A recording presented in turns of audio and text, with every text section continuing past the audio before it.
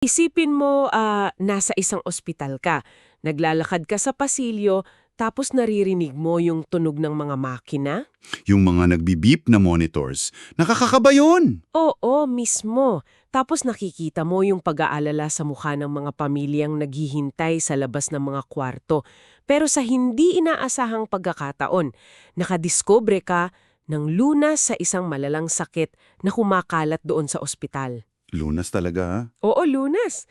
Hawak mo yung gamot, alam mong epektibo. At sa paligid mo, nakikita mong nagdudurusang maraming tao dahil sa mismong sakit na iyon. Ano ang gagawin mo?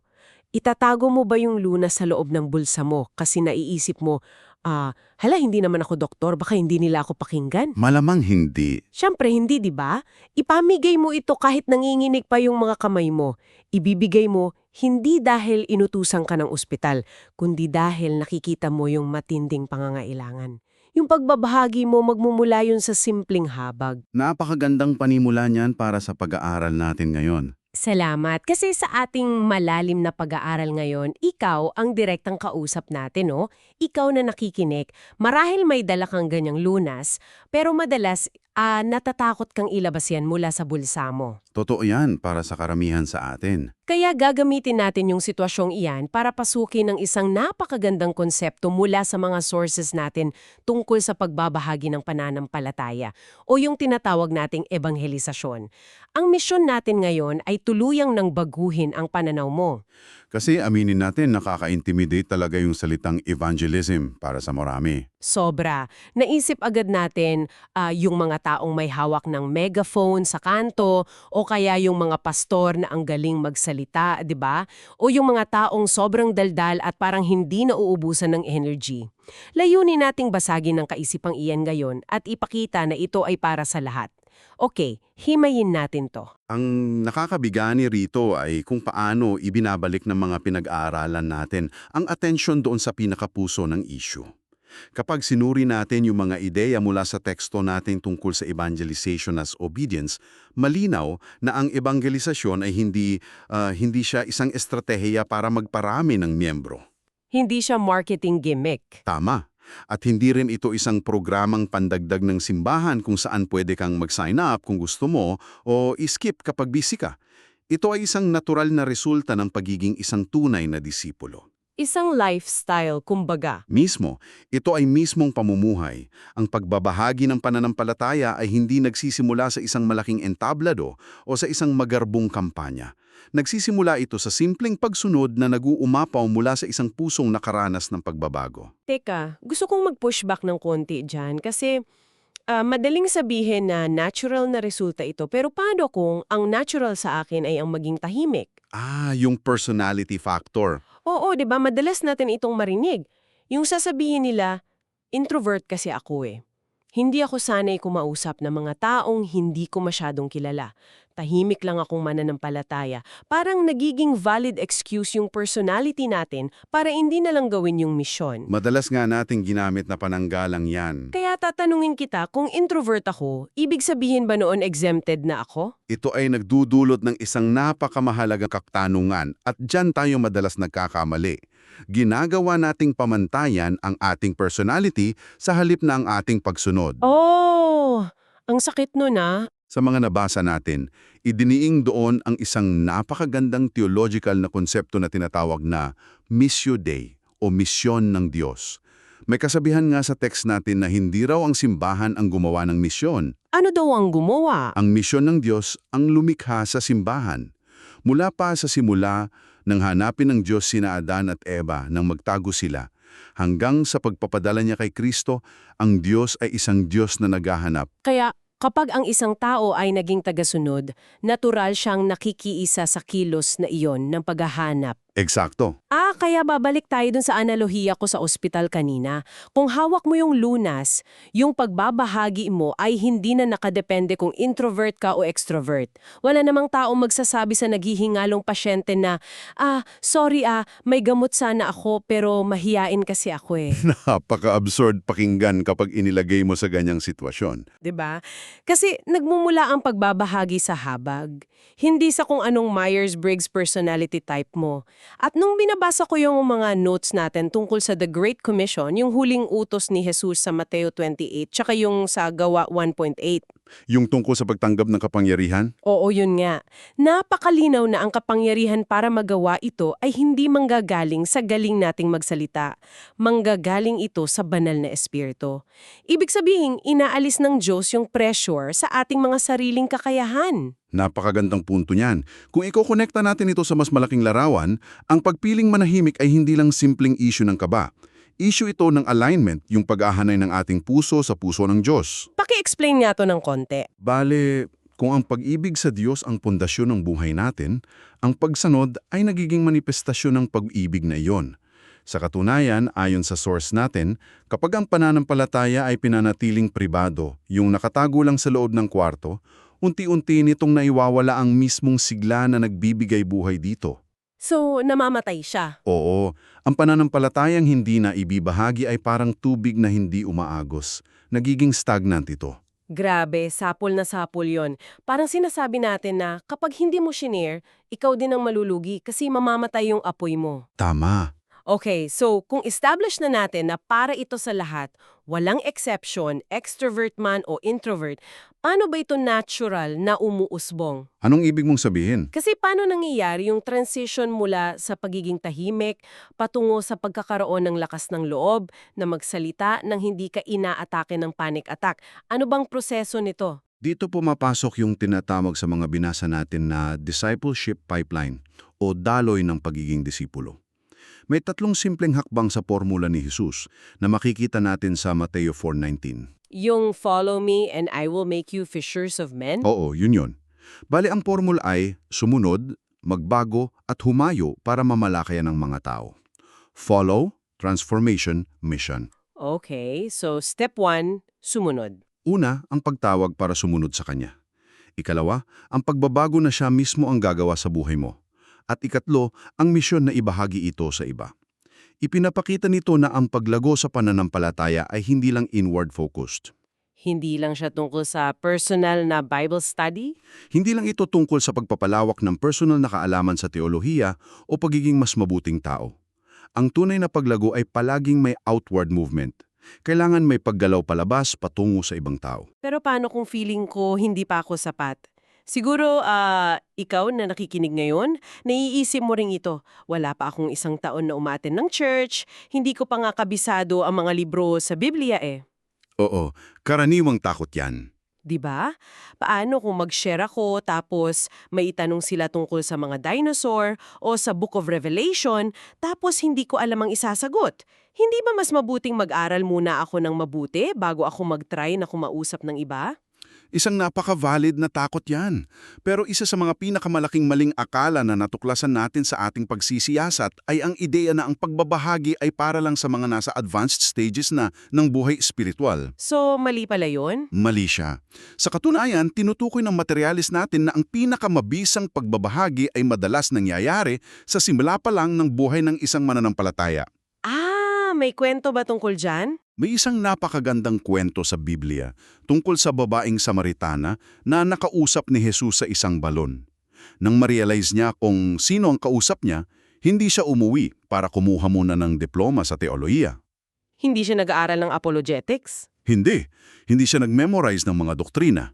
Iniwan niya ang kanyang banga, tumakbo pabalik sa bayan at sinabi lang sa mga tao, "Hali kayo. Tignan ninyo ang isang tao na nagsabi sa akin ng lahat ng ginawa ko." Wow! Simpleng imbitasyon lang. Simpleng imbitasyon. Ang mismong paghakbang sa pagsunod ang nagpapalalim sa karanasan mo. Dito nagiging sobrang interesante. Kasi ibig sabihin, hindi ko kailangang maging apologist o debater. Kung hindi ko pala kailangang maging eksperto sa lahat ng sagot, ano ang pinakamabisang sandata ko? Ang sarili mong kwento. Yun na nga, walang iba kundi ang sarili nating kwento. May nabanggit din sa mga notes natin tungkol sa isang bulag sa 1:9 na pinagaling. Gustong-gusto ko yung part na yon. Anong nangyari doon? Nung inusisa siya ng mga magagaling na leader ng reliyon at pinipilit siyang makipagtalo tungkol sa malalalim na teolohiya kung sino ba talaga si Jesus. Anong sinabi niya? Hindi siya nakipagdebate. Sabi lang niya, isang bagay ang alam ko, na bulag ako pero ngayon nakakakita na ako. period. You can't argue with a changed life. Hindi matutulan ng kahit sinong dalubhasa ang isang personal na karanasan. Ganyan din ang madalas na ginagawa ni Apostol Pablo sa mga sulat niya at sa aklat ng mga gawa. Mahilig din siya magkwento ng buhay niya, no? Pansinin mo tuwing humaharap siya sa mga hari, sa mga opisyal o sa mga nagagalit na tao, hindi siya laging nagsisimula sa malalalim na argumento. Paulit-ulit niyang ibinabahagi ang sarili niyang patotoo. Yung buhay niya bago si Kristo. Tama kung sino siya dati, paano siya nakatagpo ni Kristo sa daan patungong Damascus, at ano ang nangyari pagkatapos. Ito yung prinsipyo mula sa unang Pedro 3.15, yung pagiging handa na laging magpaliwanag ng dahilan ng ating pag-asa. Pero may paalala dun sa verse na yon, di ba? Meron, may mahalagang paalala doon na dapat daw itong gawin ng may amo at paggalang. Gentleness and respect. At dyan ako napapaisip, paano yung balanse niyan? Kasi may mga nakikita tayo online, nangingialam ng buhay ng may buhay, tapos sasabihin, sinasabi ko lang ang katotohanan. Parang ang harsh. Nakakapanakit nga minsan yung ganyang approach. Kaya may isang linya sa pinag-aaralan natin na tumatak talaga sa akin. Sabi doon, truth without love becomes harsh. Love without truth becomes incomplete. Ang ganda niyan. Ang katotohanan ng walang pag-ibig ay nagiging malupit. Ang pag-ibig namang walang katotohanan ay kulang. Kaya pala, napakahalaga na may respeto at pamamaraan yung pagbabahagi. Hindi lang basta yung mensahe. Pero teka, balik tayo dun sa pagshira ng kwento.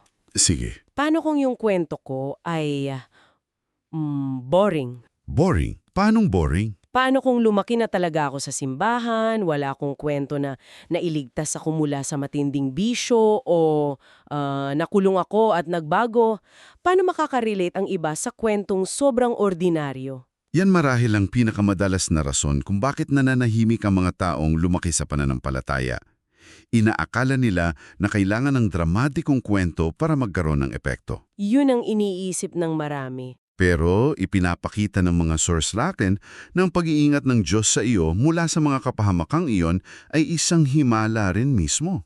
Ang isang tahimik at patuloy na pagbabago ay kasing lakas ng isang biglaang pagbabago. May practical na advice ba doon kung paano ito gagawin? Oo. Para maging epektibo ito, nagbigay ang mga materyales natin ng isang napaka-practical na ersisyo. Hinihikayat tayo na maghanda ng 3 bersyon ng ating kwento. 3 version? Isang 30-second version para sa mga mabilisang usapan, tulad sa elevator. Isang 3-minute version kung may konting oras pa.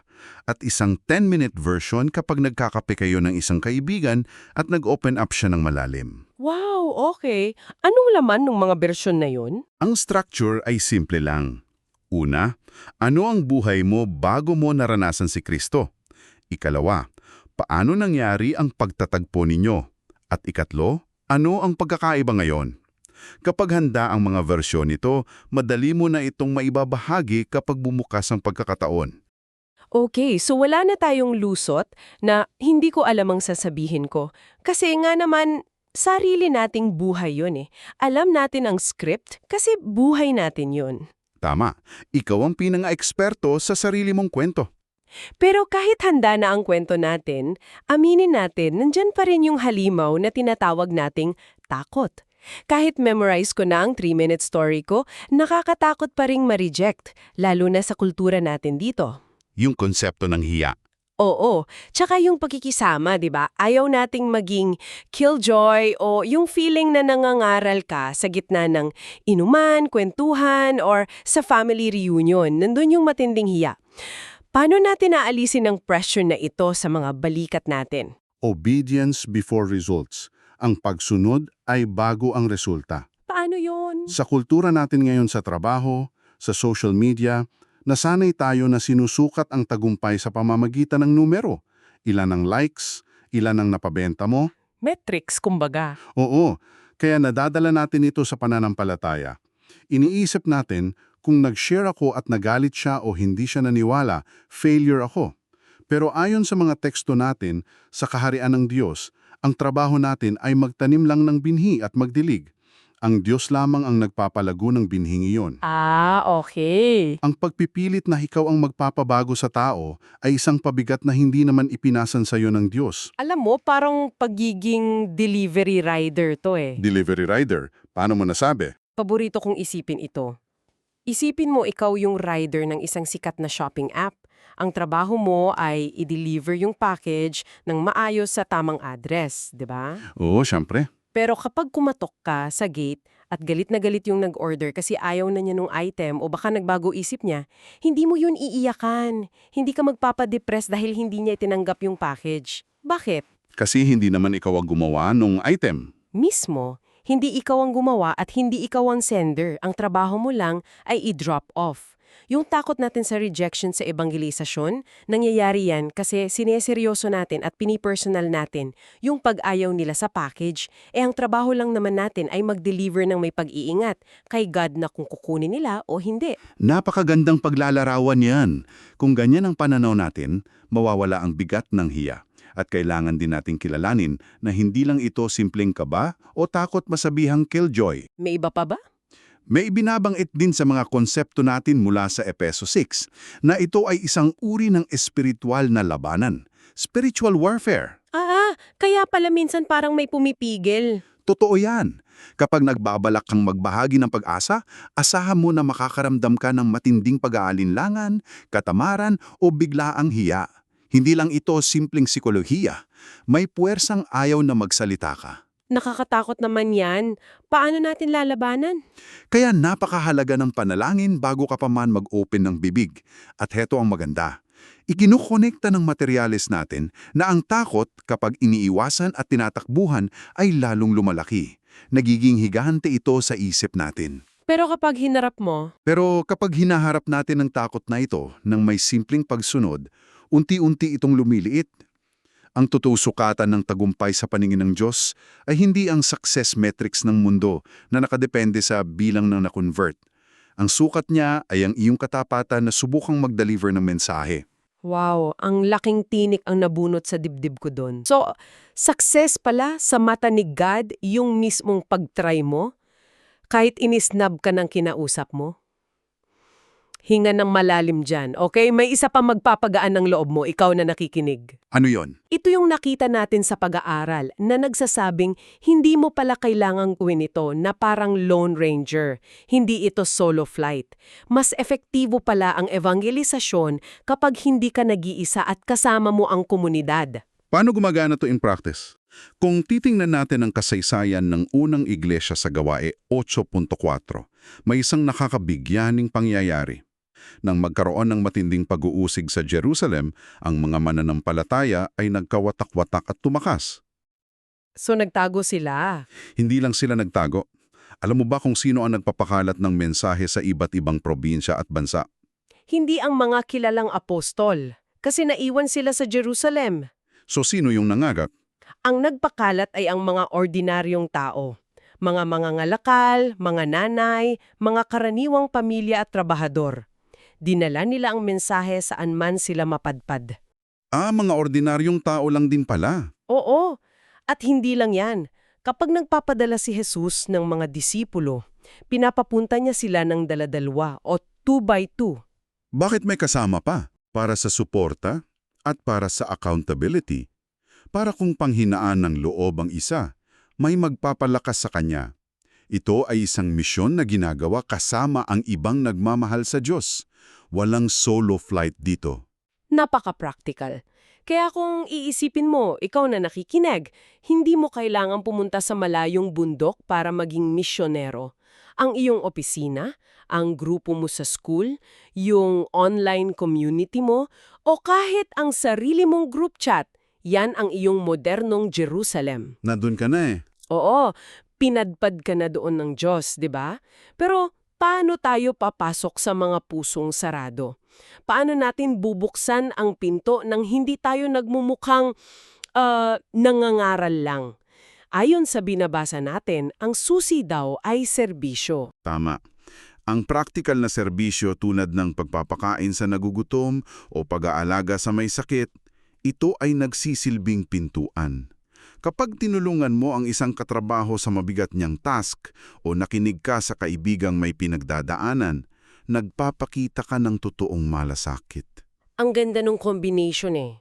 Kasi ang pag-ibig na ipinapakita sa gawa ang nagpapalambot at naghahanda sa puso ng tao. Tapos, ang katotohanan ng mensahe ang siyang nagbibigay ng daan papasok. Hindi dapat paghiwalayin ang dalawang ito. Paano kung paghiwalayin? Kung puro serbisyo lang pero walang mensahe, nagiging ordinaryong charity work lang ito. Walang nagbabago sa kaluluwa ng tao. Kung puro mensahe naman pero walang malasakit, nagiging matigas ito, parang ingay lang na masakit sa tenga. Parang simbal na maingay. O ipinapaalala sa atin ng kasaysayan na ang pinakamabisang pagpapalaganap ng Kristyanismo ay hindi nangyari sa pamamagitan ng malalaking kampanya o sa mga stadium. Nangyari ito sa mga ordinaryong relasyon na hinubog ng hindi pangkaraniwang pananampalataya. Kaya anong ibig sabihin ng lahat ng ito para sa'yo? Kung isusuma natin ang lahat ng napag-usapan sa ating malalim na pagsisiyasat ngayon, ang ebanghelisasyon pala ay hindi isang nakakapagod na performance kung saan kailangan mong magpanggap na ikaw ang pinakamagaling na eksperto sa Biblia. Definitely hindi. Hindi ito nakadepende kung introvert ka o kung gaano ka kadaldal. Ito ay isang natural na pag-apaw, isang overflow ng pasasalamat natin sa ginawa ng Diyos sa buhay natin. Ginagawa natin ito sa pamamagitan ng pagbabahagi ng mga simpleng kwento natin, kahit feeling natin ay boring ito, habang tahimik nating isusuko ang anumang magiging resulta sa kamay ng Diyos. Kasi taga-deliver ka lang. Mismo, hindi mo kailangang matakot sa rejection kasi taga-deliver ka lang. Hindi mo kailangang magkisakatandian at ang iyong pagmamahal at serbisyo sa iba ang pinakamagandang pambungad na mensahe. Balikan natin yung ospital sa umpisa. Hawak mo ang lunas, ang pagsunod ay hindi ang pagtago nito sa loob ng iyong kwarto para ikaw lang ang ligtas. Ang pagsunod ay ang paglalabas nito, pag-alok nito sa iba, kahit nanginginig pa yung mga tuhod mo. At habang pinag-iisipan mo ang mga ideyang ito sa pagpapatuloy ng araw mo, iiwan ko sa iyo ang isang mapanghamong kaisipan na bumubuo sa lahat ng tinalakay natin. Nakita natin na hindi naghahanap ang Diyos ng mga perpektong tagapagsalita, naghahanap siya ng mga pusong handang sumunod. Maging available lang tayo. Oo, kung ginagamit ng Diyos ang ating pinaka-ordinaryo at araw-araw na pagsunod para baguhin ang walang hanggan o eternity, kaninong buhay kaya ang kasalukuyang naghihintay na marinig ang simple at hindi perpektong kwenta mo mayong araw? Isang matinding tanong na mag-iiwan sa atin ng malalim na marka. Pag-isipan mo yan habang kasama mo ang mga katrabaho o kaibigan mo mamaya. Maraming salamat sa pagsama sa amin. Sana ay baunin ninyo ang tapang at kalayaan na hatid ng mga nakita natin ngayon. Hindi na nakakatakot mag-share. Hanggang sa muli nating pagsisiyasat dito sa isa na namang malalim na pag-aaral. Paalam!